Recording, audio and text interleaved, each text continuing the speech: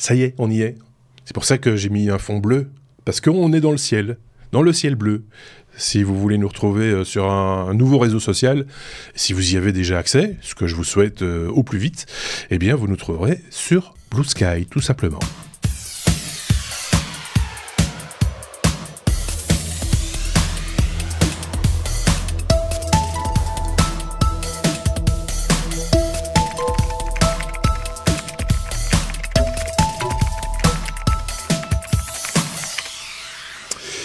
Et voilà, un nouvel épisode, l'épisode 417. Alors évidemment, si vous nous écoutez en podcast, vous n'aviez pas vu le fond bleu, c'est logique. Mais je peux vous dire que la lumière, là, elle est bleue. Elle est bleutée, en tout cas. Je me retrouve ici avec mes petits camarades. D'un côté, j'ai Aurélien. Salut Aurélien. Salut. De l'autre côté, nous avons David. Salut David. Salut. Tous deux vont sous vos yeux et dans vos oreilles ébahies, ça se dit pas mais je le dis quand même, partager leur veille technologique en première partie de cet épisode, et puis vous le savez, il y a une seconde partie, c'est le second effet techno, c'est ce qu'on appelle un dossier, mais c'est voilà, c'est disons un sujet un peu plus élaboré, un peu plus long, et on va parler de MetaQuest 3. Donc il sera question de VR, de réalité virtuelle. On parlera un petit peu de réalité augmentée également. On parlera aussi un petit peu, parce qu'il faut un peu comparer ce qui est comparable d'Apple Vision Pro dans ce dossier.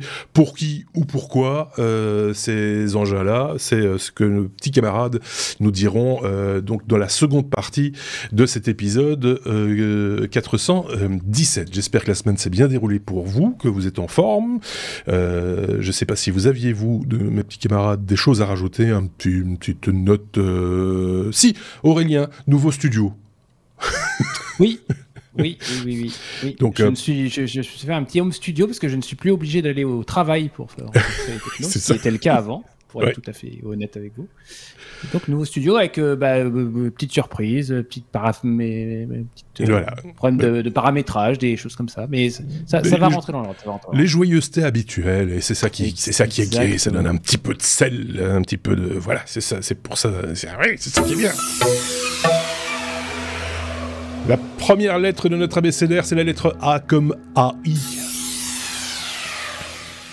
David, on va parler de lettres, d'écriture, voilà, j'y suis. Le cunéiforme facile grâce à l'intelligence artificielle. C'est pas facile de comprendre, d'interpréter ce que nous on écrit, la façon dont on écrit le texte. Il faut que l'intelligence artificielle fasse des efforts pour comprendre ce qu'on a écrit. Et c'est ça que tu vas nous expliquer. Oui, ce n'est pas facile du tout, spécialement pour le cunéiforme. Pour ceux qui ne le savent pas, c'est le premier système d'écriture de l'histoire humaine, qui est daté à 3400 avant Jésus-Christ, et qui a duré à peu près 3000 ans. C'est un langage tellement ancien que on a su le déchiffrer qu'à partir de l'équivalent de la pierre de Rosette, qui avait été utilisée pour déchiffrer les hiéroglyphes égyptiens. Et ici, c'est les inscriptions de Behistun, qui est une pierre, une inscription en 3 langues, en ancien perse, élamite et babylonien, qui sont 3 scripts cunéiformes. Le décodage du cunéiforme par les chercheurs a pris plus de 200 ans. Il a commencé en 1802. Ça a été le parcours du combattant. Et on a estimé avoir plus ou moins pleinement déchiffré le cunéiforme en 2022. Donc c'est pour expliquer un peu le côté titanesque de déchiffrer un langage ancien et perdu. Et donc même si aujourd'hui on arrive à le faire, c'est quand même extrêmement complexe de déchiffrer ces tablettes d'argile, parce que le cunéiforme était écrit à l'aide de stylets en roseau sur des tablettes d'argile. Il contenait des textes légaux, administratifs, de la littérature, des textes scientifiques. Et donc, les scientifiques ont entraîné un réseau neuronal pour pouvoir traduire le cunéiforme en anglais sans effort. Il faut préciser que c'est un langage qui est assez complexe et difficile. Il existe une échelle de graduation de traduction qui s'appelle le BLEU, le Bilingual Evaluation Understudy, qui est un score de 0 à 1 ou de 0 à 100. Le score le plus élevé indique une meilleure traduction. Ici, le système d'intelligence artificielle arrive à un score de 37, ce qui est considéré comme étant exceptionnellement bon pour un langage pareil.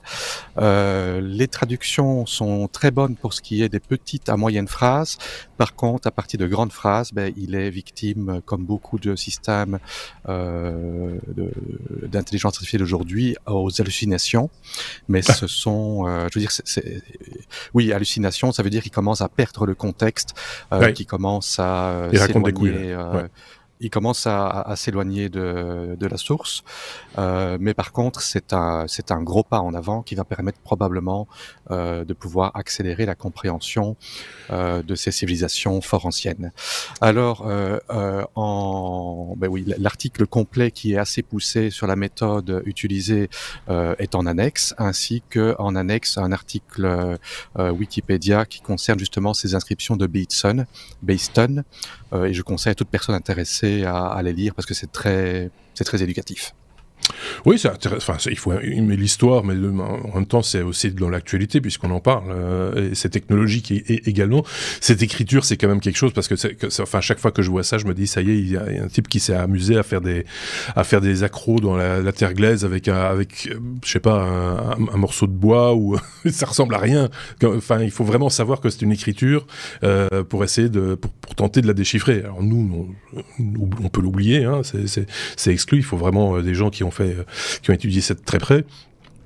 Mais moi, je trouve ça passionnant. Après, on dit, ah oui, on a déchiffré, mais on nous dit jamais ce qu'ils ont écrit dans le texte. De quoi s'agit-il?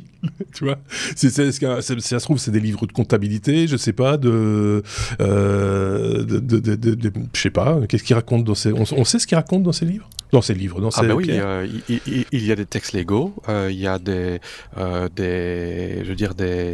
tablettes comptables, il y a de la littérature, par exemple, les Sumériens, toute la mythologie sumérienne avec Gilgamesh, etc., qui est en fait la base de la mythologie égyptienne, romaine et grecque. Tout vient des Sumériens et ça existe en cunéiforme et ça a été partiellement décodé et probablement complété également avec ces mêmes mythologies en version plus moderne. Il y a des écrits scientifiques, il y a des écrits astronomiques, il y a beaucoup de choses si on cherche des informations, en fait, on trouve des traductions, on trouve également des interprétations. Donc, c'est comme ça un langage perdu. Il y a toujours le risque qu'il y ait des interprétations qui sont données au texte, qui sont parfois peut-être pas exactement ce que c'était à l'époque. Mais voilà, c'est le mieux qu'on fait avec un langage qui est perdu, on va dire. C'est un vrai voyage dans le temps que tu nous proposes là. Aurélien avait peut-être un truc à rajouter, non? Ou pas? Oui. Ouais, deux trucs. Ah. Le premier, c'est cunéiforme, ça fait toujours penser à incunable, hein, vous savez, pour briller en société, le incunable, ça marche toujours. Vous savez, c'est le livre qui a été, enfin l'écrit qui a été fait avant l'invention de l'imprimerie. Demain, à la pause café, vous pourrez parler de l'incunable. Et deuxième chose, j'ai pas lu l'article, par contre, je me posais la question, est-ce que on aurait pu, imaginons que l'AI, enfin les algorithmes en question aient été, mettons, mis au point en 90, enfin, est-ce qu'ils se sont servis des découvertes jusqu'à 2022 pour alimenter l'algorithme d'AI, ou est-ce que si l'AI était arrivée avant, on aurait avancé plus vite?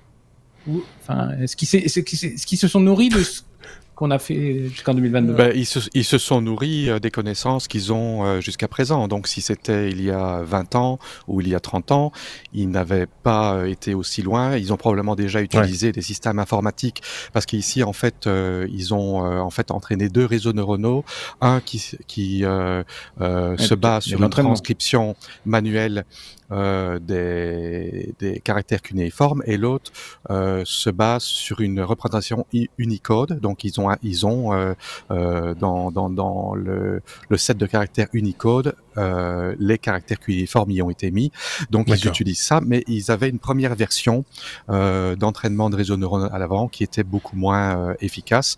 Donc j'imagine que la machine a quand même beaucoup servi, même avant l'intelligence artificielle, pour aider à progresser dans l'étude du langage. Ah oui, non, mais c'est impressionnant, moi je trouve ça vraiment, parce que très honnêtement, quand on regarde le truc, c'est des petits points, ces petites lignes, ça ressemble à 3 fois rien. Se dire que c'est une écriture déjà, il faut une petite gymnastique de l'esprit, et qu'on est capable de le déchiffrer, enfin qu'on était déjà capable de déchiffrer un certain pourcentage, et qu'aujourd'hui on peut aller encore beaucoup plus loin. C'est le mec écrivait mal en plus. C'est ça. C'est la machine qui te dit je peux pas décrypter, c'est un gaucher. C'est un médecin. C'est un médecin, je parais ici. C'est ça. Ouais, il tapait de travers sur sa pierre. C'est un médecin. Voilà. Moi, je trouve ça fantastique. Si vous trouvez ça fantastique, dites-le en commentaire de cet épisode. Vous le savez, les commentaires sont ouverts sur lestechno.be, sous la vidéo, sur YouTube ou via les réseaux sociaux habituels. Si vous nous suivez via les réseaux sociaux également, n'hésitez pas à nous interpeller. On sera un plaisir de vous lire. La lettre B comme batterie, Aurélien. On va parler de Mekaware, que je connaissais pas. C'est une start-up, je pense, qui lève 40 millions d'euros pour une nouvelle façon de recycler les batteries.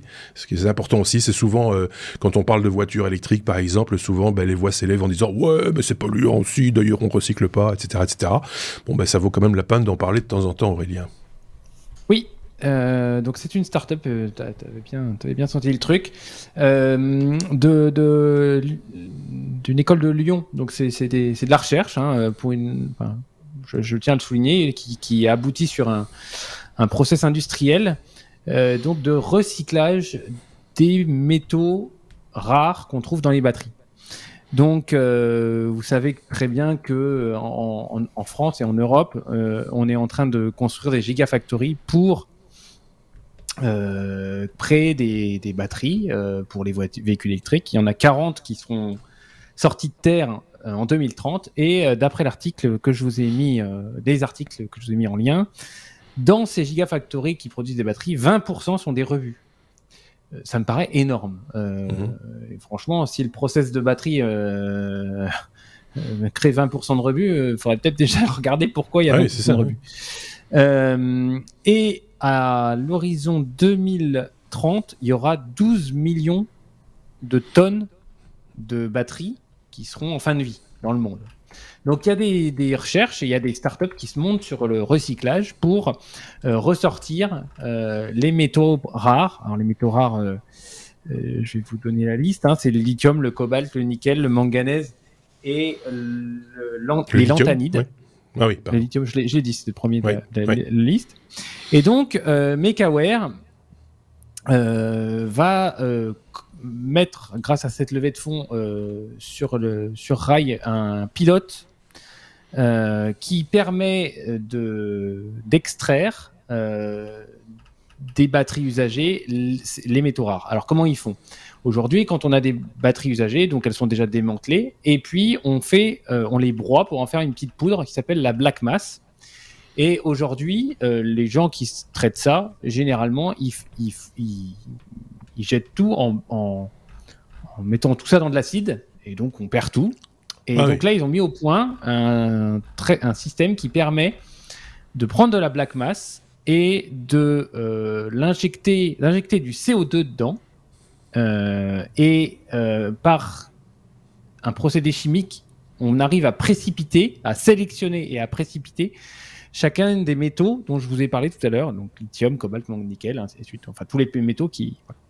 Donc d'après les patrons de cette boîte-là, le but, c'est vraiment d'avoir un processus écologique déjà, pour récupérer ces terres rares, et puis ça permettra à terme de sécuriser les appros. Aujourd'hui, les gigafactories, elles sont bien en Europe, en France, mais l'importation de les terres rares, on les importe. Et puis ça nous permettra, d'être en partie autonome. Donc aujourd'hui, ce pilote permettra de traiter 50 d'obtenir 50 tonnes de métal recyclé par an, ce qui n'est pas beaucoup. Et à horizon fin 2026, ils veulent générer plusieurs usines, dont une qui sera à côté de l'usine Verkor, V-E-R-K-O-R, à Dunkerque, qui sera une Big Gigafactory, pour produire 8000 tonnes de métaux rares à partir des rebuts et donc des batteries en fin de vie. Voilà, je trouve que c'est un beau projet issu de la recherche, parce qu'on critique souvent la recherche parce que ça ne mène pas toujours à des projets industriels et voilà. Là, c'est vraiment quelqu'un de Lyon. J'ai même son nom, si vous voulez. Et son 06. Non, son 06, tout ce que vous voulez. Non, Julien Leclerc. Donc, le patron de la boîte, c'est Arnaud Villers d'Arbouet. Et c'est Julien Leclerc, le scientifique, qui a mis au point, je crois, le process. Et donc, voilà. Donc moi ça me plaît bien. C'est écologique. Ça permet de recycler et de recycler les rebuts, recycler les batteries en fin de vie, et ça nous permettra de, voilà, une fois qu'on aura cette matière-là, de reproduire des batteries ou autre chose avec, mais en tout cas, on aura ces métaux-là ici sous nos latitudes. Moi, ce que j'aime bien, c'est qu'ils aient déjà pensé à des implantations à proximité des usines qui vont récupérer les produits recyclés. Ça fait une espèce de circuit court, je vais y mettre des guillemets, mais ça localise un peu, donc c'est pas les envoyer à l'autre bout du monde pour les recycler, pour les renvoyer après par avion ou par bateau, enfin que sais-je, et finalement prendre à néant tous les efforts consentis. Je sais pas par contre si ce type de traitement est lui-même énergivore, parce qu'on a déjà vu des procédés de recyclage qui étaient très bien sur le papier, mais quand on regardait ce que ça coûtait en termes de pollution parallèle, par effet de bord, c'était un peu le ratio était moins intéressant, quoi. Dans l'article, il y a deux éléments de réponse à ta question. Le premier, c'est que c'est pas du tout des produits chimiques comme les acides, comme ce qu'on fait actuellement. Donc ça, je pense que c'est un bon point pour l'écologie. Et deuxièmement, il y a aussi une notion. Il comparait les tailles d'usines qu'il fallait pour produire une tonne. Pour produire X tonnes de métaux recyclés. Les usines conventionnelles, c'est des grosses usines chimiques énormes, très volumineuses, et Céveso et compagnie. Là, ils disent que dans un hangar de 1500 m², on pouvait faire ce retraitement. Donc, d'accord. Donc déjà, il y a des économies à ce niveau-là. Ça a l'air d'être plutôt positif de ce côté-là. Donc voilà, j'en avais pas entendu parler et c'est dommage qu'on entende qu'il y ait des articles sur ces boîtes-là que lorsqu'on y lève des sommes importantes. Mais bon. Pour revenir à la Megafactory dont tu parlais près de Dunkerque, là, la Gigafactory, c'est 2 milliards d'euros d'investissement quand même pour fabriquer les batteries. Donc on peut consacrer quand même une petite partie de ces 2 milliards pour les recycler. C'est pas complètement idiot, quoi. Je sais pas ce qu'en pense. Oui, ou tu voulais conclure, je sais pas. Non, c'est bien pour eux qui s'adossent aussi à une Gigafactory qui se monte. Donc voilà. Oui, bien sûr. Tout bénéfice partout. Oui, David, tu voulais rajouter un truc? Oui, moi j'ai une petite question. Tu parlais d'injection de CO2 dedans. Est-ce qu'ils font d'une pierre deux coups et ils se débarrassent de CO2 au passage? Ce serait bien. Alors ça, ce n'est pas écrit. Alors j'ai pas été très pédagogique. Ils injectent du CO2 avec des amines dedans. Alors moi je suis pas chimiste, je vais pas. Mais ce que je sais, c'est qu'ils injectent du CO2. J'espère que c'est du CO2 qui provient de l'atmosphère, qui permet, voilà, et avec ça, il précipite, c'est comme une réaction chimique précipite des métaux dans, voilà. Donc non, sur le papier, en tous les cas, tel que c'est présenté dans les sources que je vous donne, ça a l'air plutôt positif. Plutôt positif. Donc on va rester sur le point positif. On va pas trop chercher la petite bête. D'autres le feront pour nous. Faut pas s'inquiéter sur ce sujet-là. Mais en tout cas, c'est une chouette trouvaille, effectivement. On est à la lettre F comme Firefox et je vais repasser la parole à David. On a corrigé un petit bug, mais qui est un bug que les moins de 22 ans ne peuvent pas connaître. Un bug de 22 ans. C'est bien. Hein, oui. Un bug qui existe depuis le tout début de Firefox. Donc un bug qui a 22 ans, qui a été corrigé finalement par un développeur de 23 ans. Un développeur tout neuf, c'est-à-dire Firefox est open source et c'était sa toute première contribution. Comme quoi, un regard neuf sur les choses, c'est positif des fois. C'est un utilisateur de Reddit qui s'appelle Selvin, j'imagine que c'est son nom son pseudo, qui a trouvé une solution toute simple en 3 lignes de code qui résout un bug. En fait, le bug, c'était un problème de l'outil Infobule du navigateur Firefox, donc qui a persisté pendant 22 ans. Et en fait, quand on mettait la souris au-dessus de l'infobule, les informations qui apparaissaient n'étaient pas les bonnes, ou alors elles disparaissaient avant qu'une personne ait pu les lire complètement. C'était quelque chose qui était fort nuisible à l'expérience utilisateur et qui malgré tout n'a pas été corrigé pendant très très très longtemps. Donc c'est une grande réussite qui est par ce jeune programmeur, jeune 23 ans. 23 ans quand Firefox l'avait depuis 22 ans, donc lui il avait 1 an quand le bug est né. Et ça donne de l'espoir parce que il y a pas mal de bugs qui persistent et dont on n'essaye même plus de les corriger, qui finalement il suffit d'avoir peut-être de s'y mettre et ça peut être corrigé en quelques lignes de code. Un peu de recul, quoi, tu vois, un jeune qui vient avec des yeux tout neufs et qui regarde les choses de manière un peu différente. Parce que nous, finalement, on finit par ne plus voir ce genre de couillonnade, hein, il faut être honnête. Ça, hein. Tout à fait. En tant que développeur, quand on a le nez dans le code de trop, on ne voit plus les bugs, il y a des choses qu'on ne voit plus. Et donc, c'est souvent intéressant d'appeler un collègue développeur et dire « Tiens, viens jeter un coup d'œil ici, dans du code qu'il ne connaît pas ou qui connaît peu, et parfois un regard extérieur permet en un coup d'œil là ça me semble bizarre, alors que voilà. On peut le dire aussi d'une correction d'un texte sur l'orthographe et les choses du genre. À force de se lire et se relire, on passe des fois sur une faute qu'on ne voit plus, avec une grosse faute, et en le passant à son voisin qui est peut-être pas une meilleure orthographe que soi, il le voit tout de suite parce que c'est la première fois qu'il le regarde. Et pour être très clair sur ce dont on parle, c'est par exemple quand on est dans les raccourcis sur la ligne, la première ligne de texte entre guillemets dans le navigateur, donc juste en dessous du champ dans lequel normalement on tape l'adresse du site web qu'on va visiter. En dessous, vous avez les raccourcis, les premiers, comment on appelle ça encore, favoris, c'est ça que je voulais dire. Quand on survole avec la souris ces favoris, on a une petite infobule qui indique de quoi il s'agit, parce que là, c'est réduit à quelques caractères et des fois même juste à l'icône du site. Donc, c'est toujours intéressant de savoir ce sur quoi on va cliquer. Très honnêtement, on perd un peu l'habitude aussi de les regarder, ces infobules. Hein. En tant qu'utilisateur, c'est pas le genre de truc qui nous saute tout de suite aux yeux, quoi. Donc, finalement, c'est pas non plus une fonctionnalité, c'est pas bloquant, quoi, comme problématique.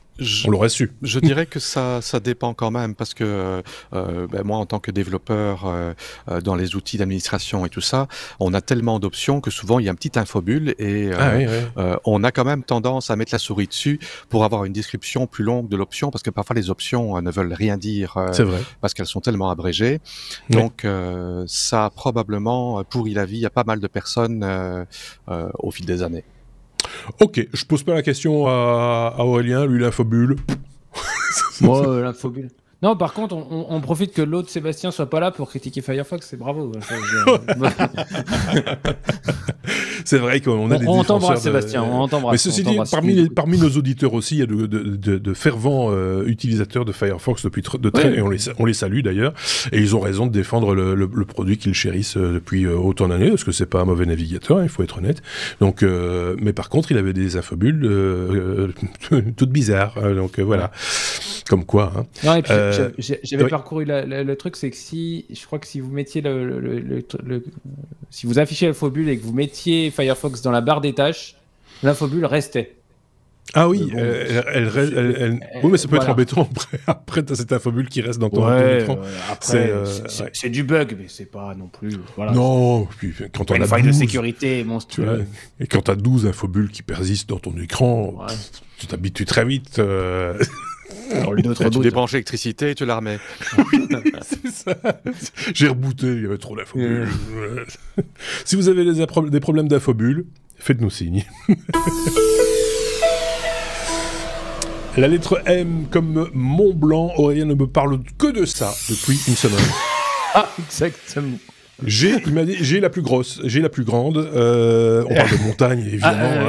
Évidemment. Parce que par rapport à la Belgique, très honnêtement, c'est vrai que c'était assez facile. Par contre, par rapport à Thierry, il l'a mauvaise quand même. Bon, bref, on parle de la taille du Mont Blanc. C'est un rite, c'est une coutume. On mesure depuis une vingtaine d'années, si je dis pas de bêtises, la hauteur du Mont Blanc. Tous les 2 ans. Tous les 2 ans, depuis à peu près 22 ans, 24 ans, je sais plus. Et donc, pourquoi on fait ça et comment, surtout, on fait ce genre de choses? Et comment moi, ce qui m'intéresse, c'est le comment. Vous savez, j'ai un passé faire un peu de physique quand même dans ma vie. Du coup, mesurer l'infiniment petit ou l'infiniment grand, ça m'intéresse parce que c'est toujours. Ils n'ont pas déroulé un mètre à ruban de là-haut pour aller mesurer, je vous le dis. Non. C'est plus compliqué que ça. Non, mais donc, le 14 septembre dernier, il y a une 22 personnes. Une méthode de scout. Si tu t'éloignes et que tu prends un bâton... Moi, j'ai appris à mesurer les arbres comme ça chez les scouts. C'est pas si évident. Non. Mais donc, 22 personnes en 8 cordées qui sont montées là-haut.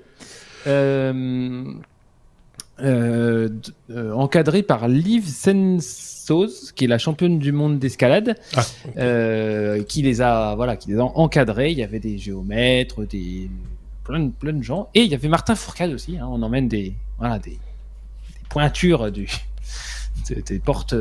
porte-étendards magnifiques pour donc aller mesurer. Et donc je vous dirai après le chiffre exact. Je le réserve pour la fin de ma chronique. Mais ce qui m'a intéressé, c'est comment on a mesuré ça au cours du temps, comment on mesurait ça et comment la technologie et les techniques ont évolué pour mesurer ça. Alors, il faut savoir qu'avant les années 60, on mesurait ça à partir du lac Léman. Ça, c'est pour mon ami Thierry. On considérait que le lac Léman était à 800 mètres d'altitude et puis on mesurait la hauteur par rapport au lac Léman. Sauf que, manque de bol, dans les années 60, on a vu que le lac Léman était à 350 mètres d'altitude. Donc on faisait déjà 500 mètres d'erreur. Bon, je sais pas. Ensuite, dans les années 60, ils sont montés avec des baromètres pour estimer la pression. Puis en fonction de la pression, en fonction de l'altitude, ils se sont dit, tiens, on peut mesurer. Et puis, à partir des années 60, c'est apparu les lasers. Et en focalisant de la lumière, on a commencé à mesurer les distances. Et en montant sur les sommets adjacents plus bas, et on faisait de la triangulation. C'était les tout prémices de la triangulation. On a quand même commencé à se dire on est autour de 4800 mètres, un truc comme ça. Et donc, aujourd'hui, évidemment, on utilise des trucs un peu plus sophistiqués. Déjà, on utilise des satellites qui sont au-dessus. On utilise des stations GPS permanentes qui sont donc dans la vallée de Chamonix et grâce à tout ça, on arrive à savoir exactement la position en X et en Y, en Z, enfin l'altitude, longitude et l'élévation, au centimètre près. Donc ils sont montés là-haut. Le but étant d'essayer d'estimer l'épaisseur et la forme de ce qu'on appelle la calotte sommitale. Alors, la calotte sommitale, c'est la boule de neige au-dessus, qui se trouve au-dessus, et qui est balayée par les vents, balayée par les tempêtes, et qui fait que cette hauteur, elle varie. Faut savoir qu'au printemps, par exemple, elle est beaucoup plus balayée par les vents et les tempêtes, et donc du coup, elle peut plus varier. C'est pour ça qu'on monte plus au mois de septembre. Okay. Et donc ils sont montés aussi avec un drone qui en 10 minutes va venir cartographier en 3D toute la calotte sommitale, donc voir un peu comment le manteau neigeux il évolue d'un côté de l'autre. Voilà, c'est quand même, faut pas négliger le truc, c'est quand même de la techno. Et puis la hauteur du Mont Blanc, d'après l'article, ne serait pas tant soumise au réchauffement climatique. En tous les cas, la valeur de la hauteur n'est pas tant soumise. On sait pas, on n'arrive pas à trop savoir. On n'a pas assez de recul. Le changement climatique, les modifications du climat n'auraient pas d'incidence sur la taille du Mont Blanc. Oui. Alors, sauf qu'il faut savoir que cette année, c'est quand même la première fois où, au sommet du Mont Blanc, pendant 2 à 3 heures, il a fait 10 degrés. Ce qui est c'est énorme. C'est la première fois. Oui, c'est énorme. Alors, 2 autres points marrants. Vous savez qu'il n'y a pas de relevé de thermomètre à la haut qui enverrait, pour des raisons techniques, il n'y a pas de thermomètre qui enverrait la température en haut du Mont Blanc tout le temps. La seule mesure qu'on arrive à avoir régulièrement, c'est des capteurs qui sont situés à 4300 mètres et qui sont implantés depuis 22 ans sous 60 cm de neige, et on arrive comme ça à voir sous le manteau neigeux comment évolue la température et est-ce que le réchauffement climatique a un impact. Alors pour finir ma chronique, sachez que donc le chiffre du jour sera 4805,59. Imaginez que quand même on arrive à mesurer au centimètre près une distance de 4805,59. C'est quand même énorme. Enfin, moi, je trouve que techniquement... si on dit 0,59, c'est même plus précis que ce que tu dis. Normalement, si on affiche 0,59, c'est qu'on a une digite derrière. Ah oui, c'est ça. La vraie mesure, elle doit avoir un chiffre derrière pour afficher que le 59. Voilà. Ouais. J'ai 2 questions. Oui. Voilà, ça commence. Est-ce que, dans la mesure, est-ce que la couche de neige compte ou pas? Oui, la couche de neige compte. Donc, s'il y a plus de neige, il est plus grand. Ce sera plus haut, oui. Et alors, la deuxième question, c'est mesuré par rapport au niveau de la mer. Marée haute ou marée basse? À mon avis, je vais répondre mer Méditerranée. Voilà, c'est ça. C'est plus proche. C'est une question intéressante malgré tout. Enfin, c'est vrai parce que le centimètre près, ça dépend du niveau de la mer. Il y a tellement de variables autour, donc il faut quand même des références. On imagine bien que les références sont connues des scientifiques, etc. D'où là d'ailleurs le fait qu'il n'ait pas bougé le thermomètre depuis autant d'années, parce qu'il faut bien garder un point de référence enfin, on ne va pas commencer à mesurer. Si on commence à mesurer à la pointe du Mont Blanc, on pourrait le faire, mais on aurait des résultats analysables peut-être dans 50 ans pour pouvoir dire tiens, il y a une évolution dans un sens ou dans l'autre. Non, c'est peut-être pour ça aussi qu'on ne change pas les méthodes qui gagnent. Et dans les sources que je vous ai mises, il y a aussi un photogéologue, je crois, qui raconte, et lui, il essaye de trouver à partir de photos. Donc en fait, chaque pixel doit faire... Enfin, il essaye de mesurer à partir de photos hyper définies pour essayer En fait, à mon avis, c'est une fusion de données. Oui, à un moment donné, chacun met son petit grain de sel. Voilà. Toi, tu fais jusqu'à 2000. Moi, à partir de 2000, je mesure jusqu'à 3000. Puis toi, tu fais 3000 à 4000. Chacun met son centimètre. Ouais. Chacun met son petit centimètre. Et puis, bon, voilà. Et donc, ça rapetissait.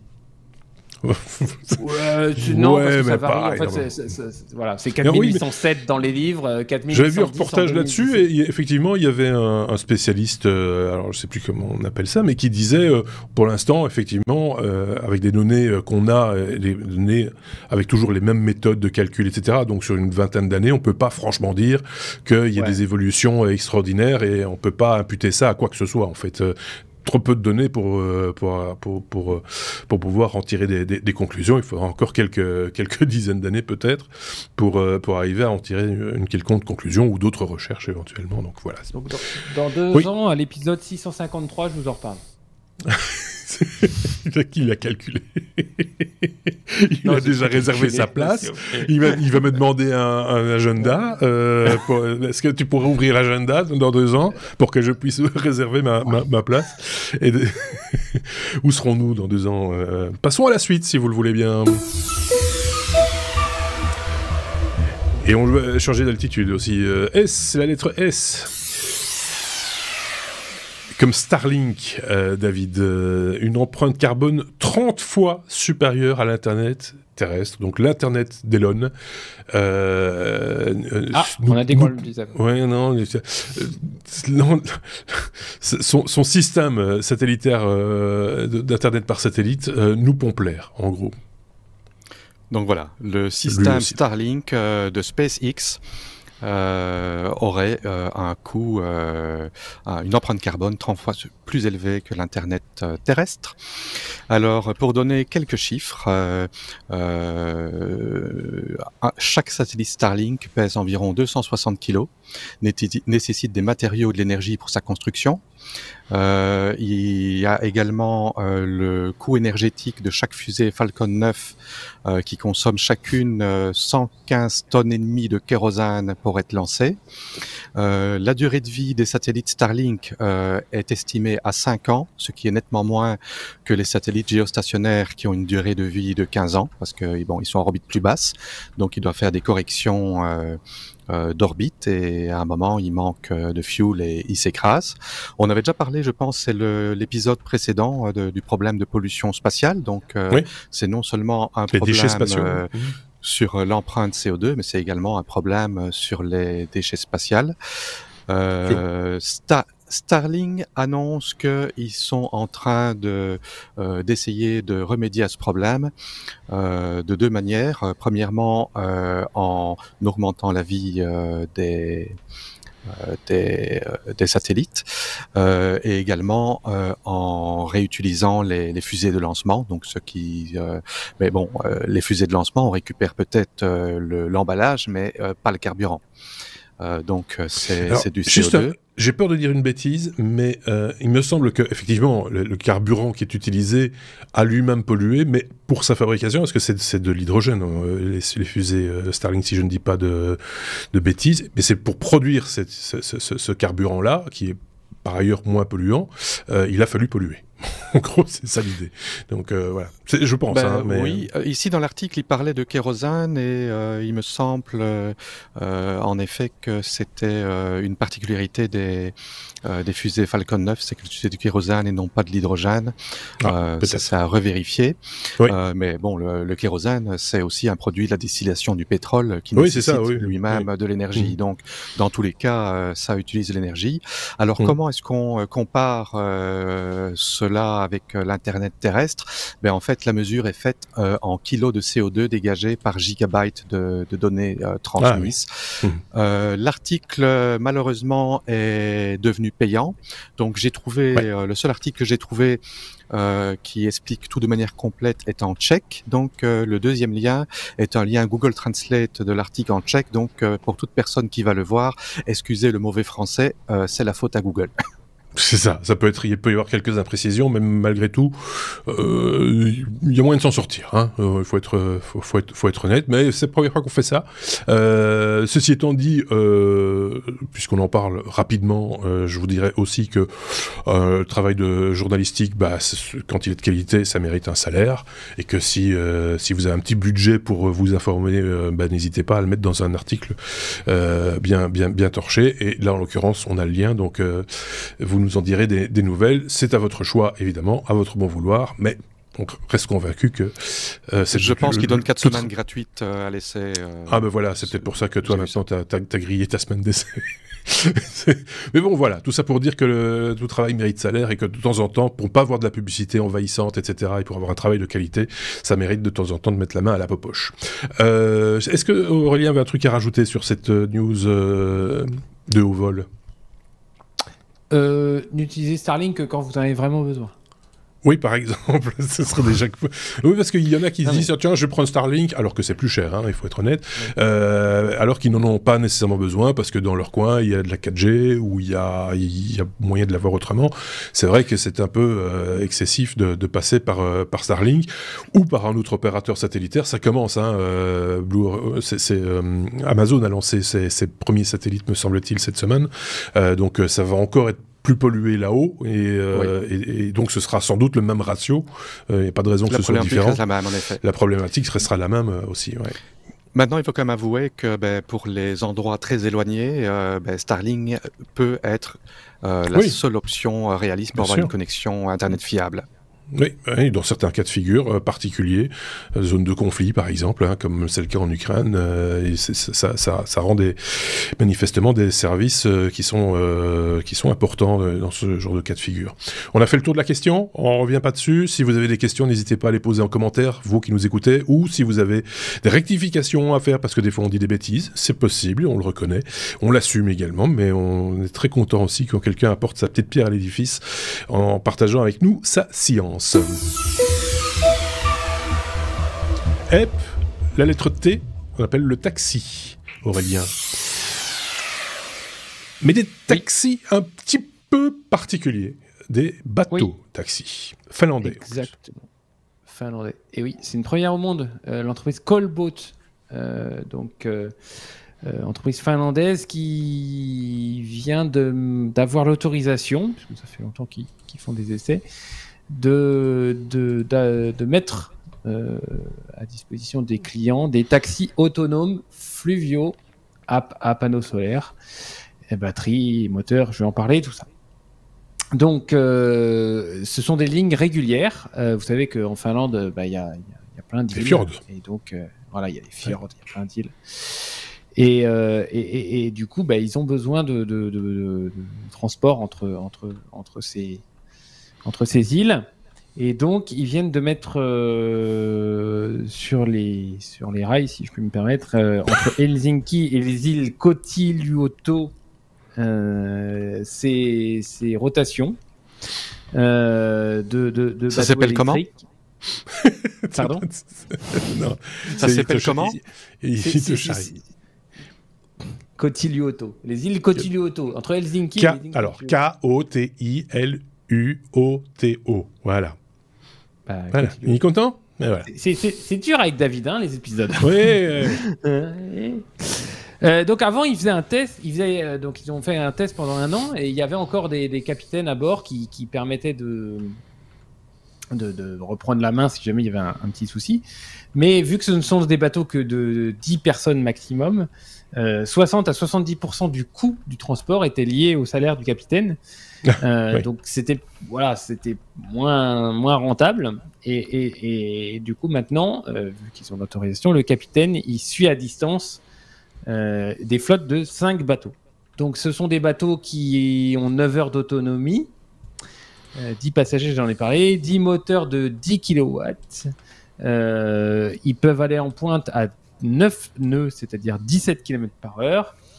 Ils ont des batteries de 60 kWh et des panneaux solaires. Ça m'a fait un peu sourire. 60 kWh et des panneaux solaires qui peuvent fournir 1,5 kWh, sachant que c'est des endroits où il n'y a pas forcément beaucoup de soleil.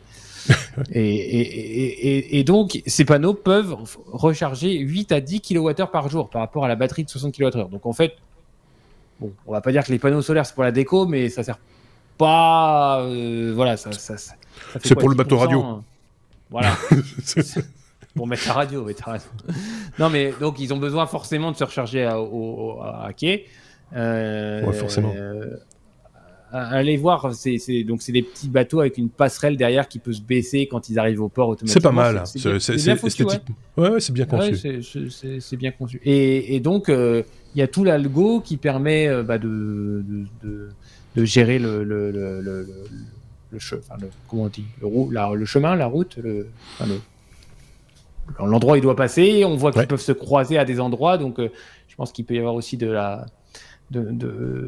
dialogues entre les bateaux. Enfin, voilà. Ils ont des petits modèles, parce que tu as le modèle avec une dizaine de personnes, et puis tu as aussi un petit modèle avec, je sais pas, peut-être 6 places assises, quelque chose comme ça. C'est rigolo comme tout. Ça a l'air amusant en plus. Donc, voilà. Oui, je serais bien. Par contre, ça m'a fait penser à une chose. Je me dis, mais vu de ma fenêtre, j'ai l'impression que c'est beaucoup plus simple de faire des bateaux autonomes, surtout quand on gère la flotte. Alors oui, il faut éviter les autres bateaux, que des voitures autonomes sur des routes. Clairement, techniquement, voilà. Pourquoi c'est que maintenant, et c'est une première mondiale maintenant, alors que on pourrait. Alors oui, il y a les. Ah, mais il y avait le lobby du bateau. C'était le lobby des capitaines. Ouais, c'était le lobby des capitaines. Ça devait être ça. Je sais pas. Non, mais c'est vrai. Alors que mon micro s'en va, mais. Reviens. Je pensais que franchement, il y avait moins de défis techniques et réglementaire à faire ça. Alors, il y a peut-être au niveau sécurité, il faut pas, enfin, il y a moins d'usagers, etc. autour. Enfin, il y a moins peut-être de risques de collision. Peut-être, je dis bien peut-être. Mais en même temps, il y a aussi un problème de sécurité de personnes individuelles. Je veux dire, t'es sur l'eau, c'est quand même pas un environnement qui est le plus propice, si tu veux, pour... Enfin, à un moment donné, il peut y avoir des dangers à ce niveau-là aussi. Et la présence d'un équipage permet aussi d'avoir les bons gestes en cas de problème que tu n'as peut-être pas toi de manière spontanée, même si tu vis au bord de l'eau à l'année. Donc, il y a peut-être un peu de ça aussi qui rentre en ligne de compte, non ? Ou le marché est peut-être pas le même non plus. Peut-être. C'est très bien que les réglementations et tout ça, ça évolue aussi en fonction de la demande du marché. Et puis là, en l'occurrence, j'y pense maintenant en voyant les photos des endroits où où il y a les arrêts de ces navettes, c'est quand même des lieux où il y a énormément de bateaux individuels, enfin privés, quoi, de petits bateaux pour faire eux-mêmes sans doute aller au boulot, des choses comme ça. Donc c'est un environnement qu'on connaît moins bien chez nous, quoi. Enfin qu'on maîtrise moins, sauf si évidemment ceux qui nous écoutent habitent justement au bord de l'eau, près d'un lac où il y a ce genre de déplacement entre guillemets. Voilà. Mais la question mérite d'être posée effectivement. Pourquoi ça prend tant de temps ? Peut-être que quelqu'un aurait une réponse à nous donner. J'en sais rien. Est-ce que David avait un complément d'information à demander ou à fournir ou que sais-je ? Ben, le petit modèle, je le trouvais sympa. Ça me rappelle un peu les Quistax. Oui, c'est un peu ça, ou les pédalos, puisque c'est sur l'eau. Quistax, pour ceux qui ne connaissent pas, parce que enfin voilà, c'est comment dire ça, c'est des petites voiturettes à pédales que l'on retrouve sur la côte belge, sur le long de la digue, et vous pouvez vous balader en pédalant, mais en étant assis comme dans une petite voiturette. Voilà. Je sais pas si tu connaissais ça. Je sais pas. Moi, on appelle ça Quistax. Donc, si tu me dis autre chose, moi, je comprends que le Quistax. D'accord. C'est pas facile d'être français dans le kit des Belges. Hein. Mais c'est pas facile d'être belge quand on nous comprend pas. Donc on essaie. J'ai expliqué de quoi il s'agissait. Alors il y en a des à 2 places, à 4 places. J'en ai même des Rosalie, quoi, en France. Plus de 8 places. Même à 6, je pense. Même, voilà. Ok, donc écoutez, on a fait le tour de la question des pédalos, des bateaux, etc. Seconde partie d'épisode des technos, c'est l'heure du gros sujet.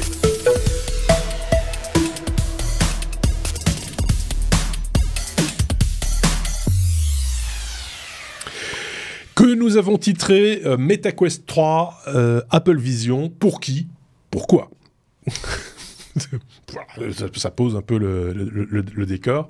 On avait parlé un petit peu, enfin même beaucoup d'Apple Vision Pro il y a quelques épisodes de cela, 3 ou 4 épisodes de cela, avec un de nos petits camarades, Steph, qui s'est lancé dans le développement d'applications pour l'Apple Vision Pro. On l'avait donc déjà évoqué le sujet, même si on est peut-être plus sur la partie développement pourquoi développer, qu'est-ce qui change dans le développement, etc. Ici, on va plutôt parler de MetaQuest 3, finalement, David.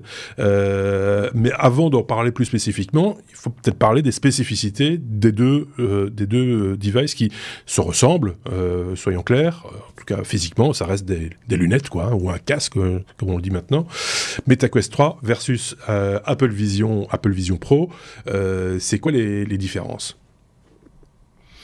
Mais en fait, ces casques-là, le MetaQuest 3, également le Quest Pro, dont je pense que c'est moi qui ai parlé il n'y a pas très très longtemps, et le Apple Vision Pro, sont les premiers casques, on va dire, entre guillemets, grand public, parce que du côté d'Apple, le prix est peut-être pas un petit peu moins grand public que les autres, qui rendent la réalité augmentée accessible. On va y revenir juste après les détails des deux casques. sur la différence par rapport à la réalité virtuelle. Le MetaQuest 3 est sorti ce 10 octobre, c'est-à-dire, vu qu'on enregistre le 12, c'est avant-hier, pour le prix de $499, 550 €. Le Quest Pro est abandonné par Meta, parce qu'apparemment il était un petit peu trop cher pour être accessible au grand public. Il était à $999. Par rapport au Quest 2, le Quest 3 est une évolution majeure, dans le sens que il y a donc la vidéo qui passe, le pass-through vidéo.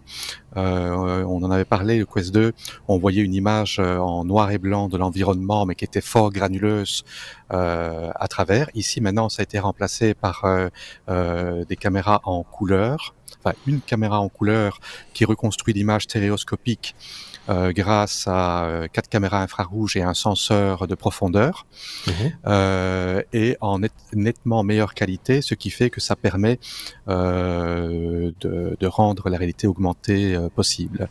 Ça utilise le tout nouveau processeur Snapdragon XR2 génération 2, qui est 8 fois plus puissant en calcul intelligence artificielle, qui sont utilisés pour la reconstruction de l'image et la profondeur de champ.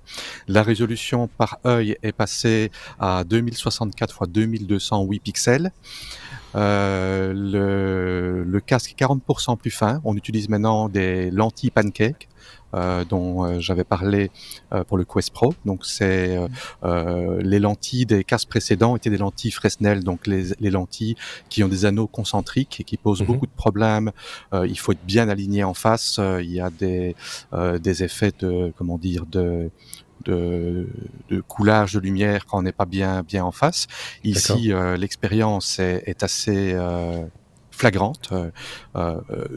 Je parle en sachant de ce que je parle parce que je l'ai reçu hier et j'ai un Quest 2 aussi, donc je les ai comparés côte à côte parce que je les ai tous les deux avec moi. Donc ça, c'est vraiment une très grande différence en qualité et en confort d'utilisation. Il utilise toujours des senseurs, des manettes, mais également il peut utiliser sans manette avec juste les gestes de la main. Il est compatible avec les softwares du Quest 2, compatible avec l'Oculus Link, AirLink, et de là compatible avec la plateforme Steam et tous les softwares qui vont avec.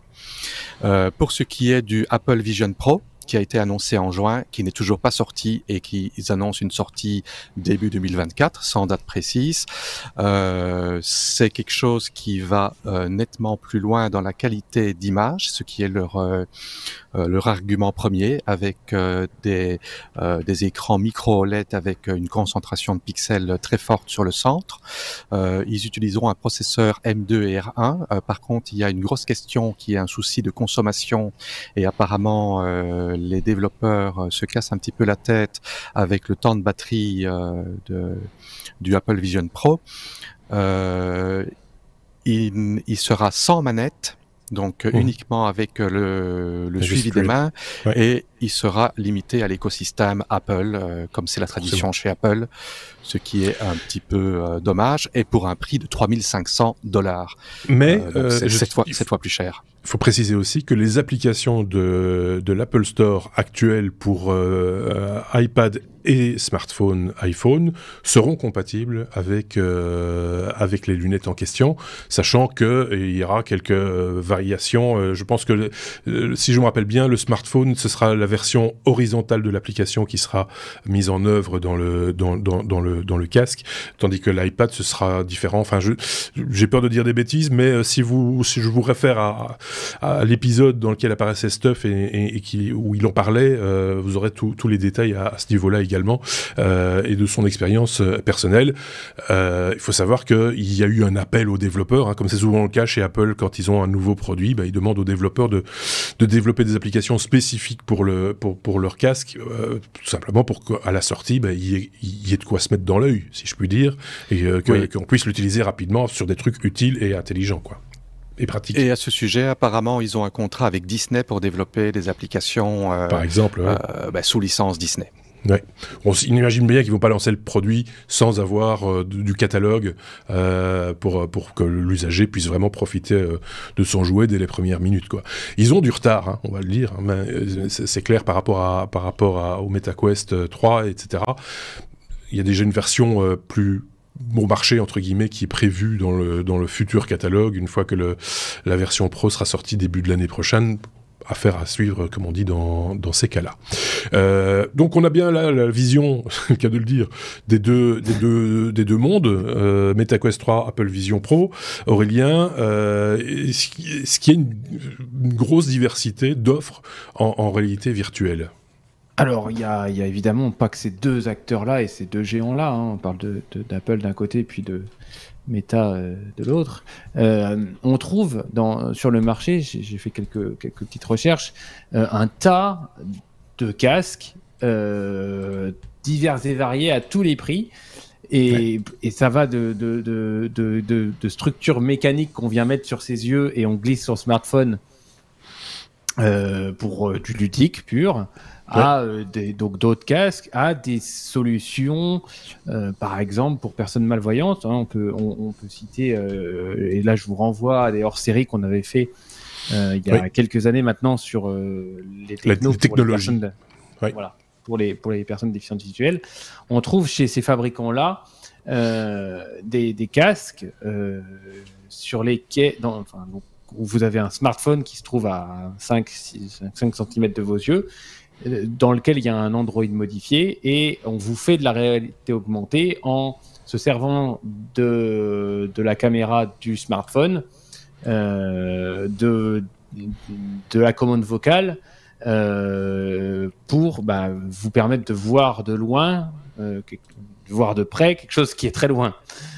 C'est une espèce, c'est à la fois des jumelles et à la fois une loupe, mais intelligente en fait. Hein. C'est un peu ça le principe. Alors, c'est-à-dire que si vous avez par exemple une fonction OCR là-dedans, c'est-à-dire que vous vous retrouvez face à un texte, vous dites à ce casque-là, tu peux le photographier et me le lire. Ouais. Donc ça, pour les fainéants en plus. Oui, les gens qui ont plus l'habilité à faire ce genre de choses. Donc voilà, il y a vraiment maintenant une diversité d'offres, sans parler de ludique, hein, de choses ludiques. Il y a une diversité d'offres qui permet de combler tous les pans de l'usage, de la réalité. Ouais. Voilà, et qui vous permet de rajouter sur la simple image qui est devant vous un certain nombre d'informations.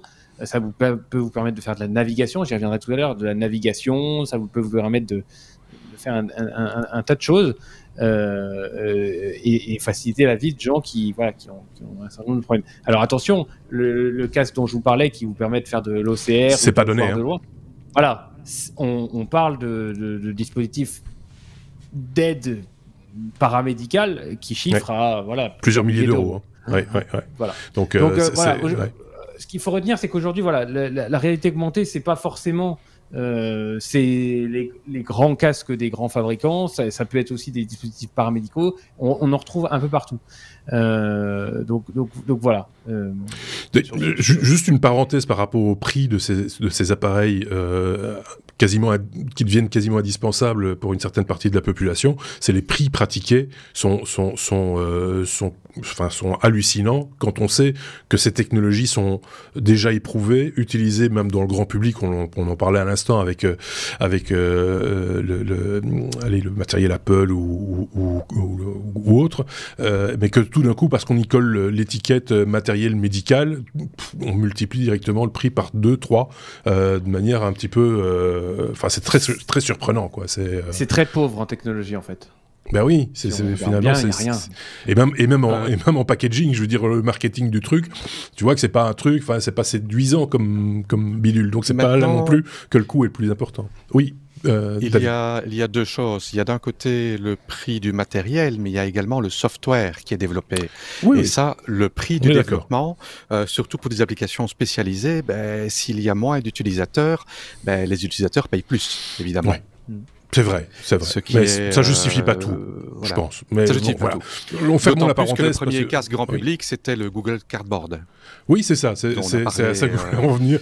On en a parlé un petit peu juste avant. C'est le Google Cardboard, c'était ce truc en carton que l'on pliait, dans lequel on glissait le smartphone, et l'application du smartphone donnait deux images que l'on voyait à travers des petites loupes, en fait, des petites optiques, et qui donnaient cette impression parce que j'en parlais juste avant. C'est vrai que sur certains sites immobiliers, maintenant, on vous propose des visites virtuelles des maisons, des appartements, etc., avec votre smartphone, où on se sert de l'accéléromètre, et quand vous montez, descendez, etc., vous visitez le plafond, la cuisine, est-ce qu'il y a la lave-linge, machin, ça. Enfin voilà, je ferme la parenthèse là aussi.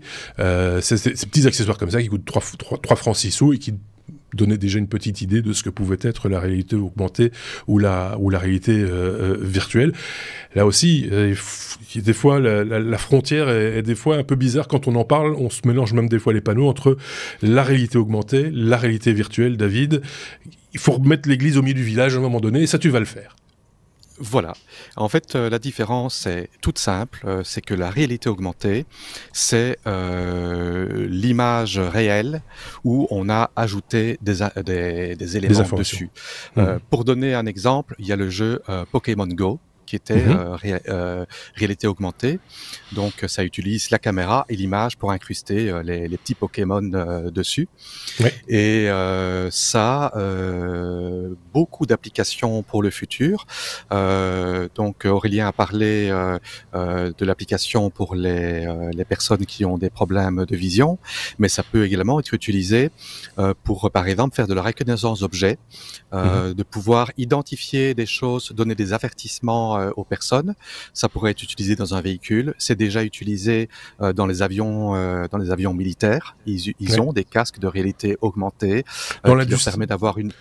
Dans l'industrie, la construction d'avions, puisque tu parles d'avions, j'ai vu ça aussi maintenant pour les techniciens pour savoir quel rivet placer dans quel trou, etc. Ils portent des lunettes. C'est dans l'image est incrusté. Ah, c'est telle pièce à mettre à tel endroit. L'être humain devient la machine, l'objet de l'ordinateur. Donc pour les dernières générations d'avions de chasse, ça permet d'avoir une vue à 360 degrés. Avant, on avait besoin d'avoir un copilote derrière qui dit attention, il y a un avion sur la gauche, sur la droite, au-dessus. Ouais. Maintenant, ils ont une vue complète avec une reconnaissance d'objets, d'images, possibilité d'avoir une vue en infrarouge, d'avoir une vue éventuellement en ultraviolet, donc de voir des choses qu'on ne sait pas voir à l'œil nu. Il faut avoir une oreille interne bien accrochée. Parce que voir derrière soi tout d'un coup, tout en gardant la tête devant, parce que elle tourne pas la tête, voilà. Donc ça doit être quand même un peu, il faut s'entraîner, quoi. Donc ça a également des applications éducatives. En fait, les possibilités sont vraiment énormes. Ouais. Moi, j'ai essayé l'application, donc l'application démo du Quest 3 de réalité augmentée. C'est un petit jeu qui s'appelle First Encounters, et c'était la première expérience que j'avais de réalité augmentée dans un casque virtuel, donc en vision 3D, en immersion totale. Et je dois dire que c'était assez impressionnant. D'abord, on fait le mapping de la pièce où on est, et avec le senseur de profondeur, il détecte le sol, les murs, les objets, les bureaux, il détecte tout. Une fois qu'on dit « OK, j'ai scanné tout », et il peut scanner une pièce très complexe. Par exemple, ici, il y a 8 bureaux, il y a des allées sur le côté, il y a beaucoup de choses. Et plein d'objets, Il le détecte bien. Et puis après, une fois qu'on commence, on entend du bruit au-dessus. Il y a un trou qui se fait dans le plafond. Et en fait, on voit réellement le trou dans le plafond avec une petite capsule qui tombe. La capsule s'ouvre. On doit avancer, marcher, prendre un petit pistolet. Et puis, il y a des petits monstres qui cassent les murs. On peut tirer sur le mur. Et c'est vraiment impressionnant de réalisme. Donc c'est vraiment très intéressant. Il nous le vend bien. Ah, mais oui, je le vends bien. Et je dois dire, moi, j'étais intéressé par le Quest Pro. Je trouvais que c'était un petit peu cher. Et là, quand j'ai vu qu'il sortait le Meta Quest 3, j'ai sauté dessus. T'as craqué, oui. Par rapport au Quest Pro, il y a deux choses qu'ils ont retirées et des choses qui ne m'intéressaient pas spécialement. C'était le suivi des yeux et le suivi de l'expression faciale, qui était quelque chose dédié pour le métaverse qui est un petit peu tombé à l'eau. Donc moi je trouve sympathique qu'ils ont divisé par deux le prix et retiré ces fonctionnalités qui sont peut-être pas si nécessaires que ça. Tiens, justement, Aurélien, tu voulais rajouter un truc ou j'ai vu ton doigt se lever? Non, mais moi je voulais enchaîner, donc.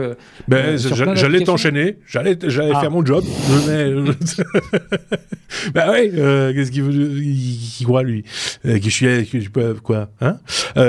Aurélien, pour conclure, parce qu'on a parlé déjà un petit peu des applications, justement dans le contexte des personnes malvoyantes, mais il n'y a pas que les jeux dont vient de nous parler notre ami David. Tout en restant dans le non ludique, du coup, il y a des choses à faire aussi. On a déjà un petit peu parlé de l'industrie, etc. Mais j'imagine qu'il y a d'autres choses à faire avec ce type d'objet, des choses, oui, non ludiques. Donc, j'allais dire intelligentes, mais ce serait un peu condescendant par rapport au jeu. Mais voilà.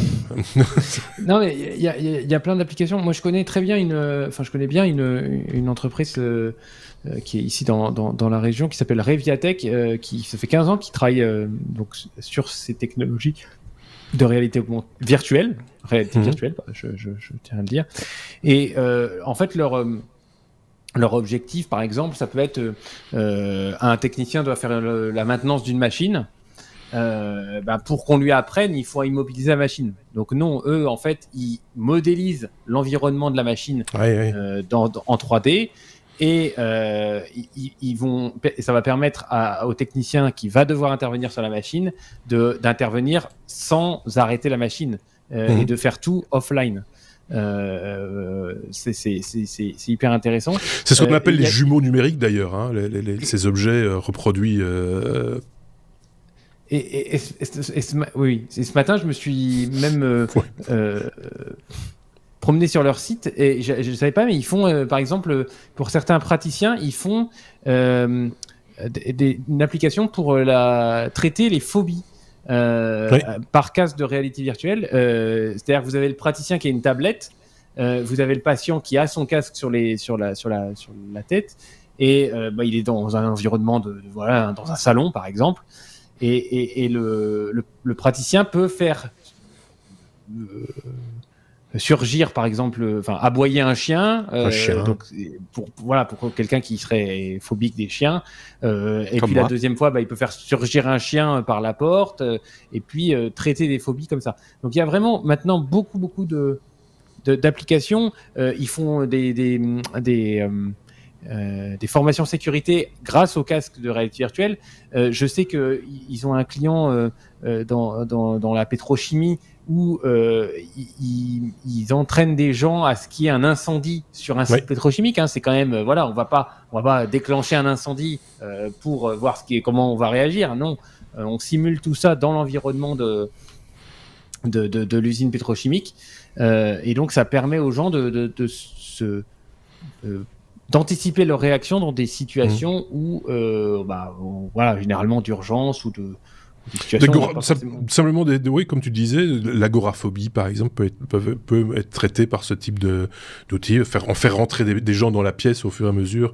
Il y a des gens qui, dès qu'ils sont plus que deux dans une pièce, commencent déjà à se sentir mal à l'aise, et là on leur fait rentrer 1, 2, 3, et quand ça va plus, on les refait ressortir. Voilà. Vous me direz, on peut le faire aussi avec des gens. Enfin, il y a plus malin comme métier qu'être juste stimuli pour gens sensibles, quoi. Je veux dire, c'est comme le chien qu'on a vu à l'image, parce qu'on voyait effectivement la simulation du toutou. On peut pas toujours avoir un toutou dressé sous la main qui va faire exactement ce dont on a besoin pour voilà. C'est pour ceux qui se poseraient la question de savoir est-ce bien nécessaire. Oui, des fois, ça peut être utile de ce genre de choses, et c'est un outil pour toutes les phobies, j'imagine. On va pas commencer à fabriquer. Oui, je pense quand on a modélisé le chien, on peut modéliser l'araignée. Et pour ça, oui, c'est ça, voilà. Je vais dire que la réalité augmentée peut aller un pas en avant, parce que dans la réalité virtuelle, qui est un environnement entièrement virtuel, on sait qu'on n'est pas chez soi. Alors qu'en réalité augmentée, on est chez soi et on peut rajouter le chien dans son environnement, ce qui augmente le réalisme pour traiter la phobie. Oui, c'est ça. Tu feras gaffe, Marc, tu as une araignée derrière toi. Oui, je sais. Tant qu'elle aboie pas, je m'en fous. Voilà, on a fait. Enfin, il y a plein de choses à en dire. Hein. Effectivement, il y a beaucoup de choses à dire sur ces objets. Si vous en avez l'usage, vous qui nous écoutez, si vous utilisez ça au quotidien, professionnellement, parce que ça c'est intéressant, vraiment. Les jeux, c'est bien, hein, c'est chouette, mais ce qui m'étonne toujours, on voyait ça par exemple dans l'enseignement pour des gens qui sont susceptibles d'un jour traiter quelqu'un, je sais pas, traiter un cœur par exemple, de pouvoir le voir en 3 dimensions, de pouvoir le manipuler, ce qu'on fait pas tous les jours, hein, en chirurgie, de pouvoir manipuler, le retourner, etc. Ça a quand même du sens et ça a un intérêt. Si vous de votre côté, vous avez ce genre d'usage ou vous comptez en avoir, faites-nous signe, ça nous intéresse vraiment, parce qu'on n'est pas obligé que de jouer avec ces objets-là. Ça a du sens aussi, surtout quand on voit ce que ça coûte, d'en faire des fois un autre usage. Est-ce qu'on a fait le tour, je pense, hein, de tout ce dont on avait envie de parler dans cet épisode 417 avec Aurélien et David. J'espère que ça vous a plu. N'hésitez pas à partager cet épisode comme d'habitude, à mettre des pouces, des étoiles, des machins et des commentaires. Ça nous fait toujours plaisir. Merci Aurélien. Merci. Merci David. À bientôt. À très bientôt. Salut.